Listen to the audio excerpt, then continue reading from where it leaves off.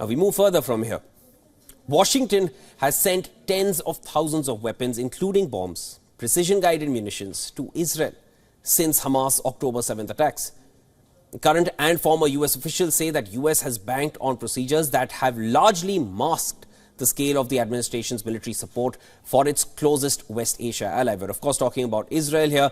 A lot of the aid which has gone in from the US side to Israel has not come into the public eye. Only 2 approved foreign military sales to Israel have been made public since the start of the conflict. The sales included $106 million worth of tank ammunition and around $147 million of components needed to make 155mm shells.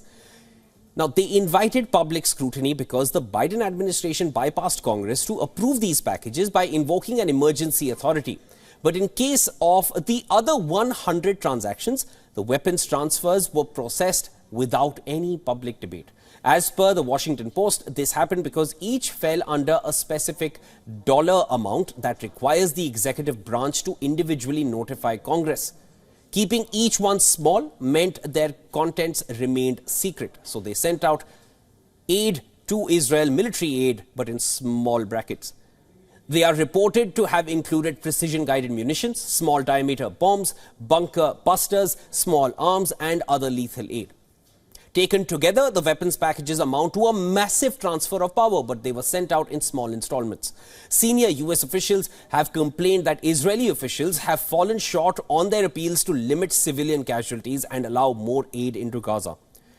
US President Joe Biden's administration faced growing calls from Democrats on Wednesday to push Israel to ease the devastating humanitarian crisis in Gaza. Some say they may try to stop military assistance if conditions for civilians do not improve.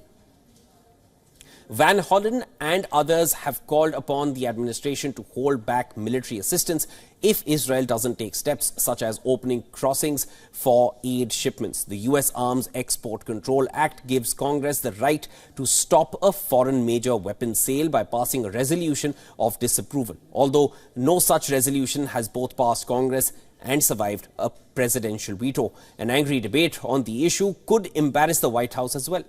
Washington also has briefed Israel on a new national security memorandum that reminds countries receiving U.S. weapons to stick to international law, abide by it. Separately, dozens of House of Representative Democrats released a letter to Biden on Wednesday. They expressed a deep sense of urgency and alarm about the hardships faced by civilians in Gaza.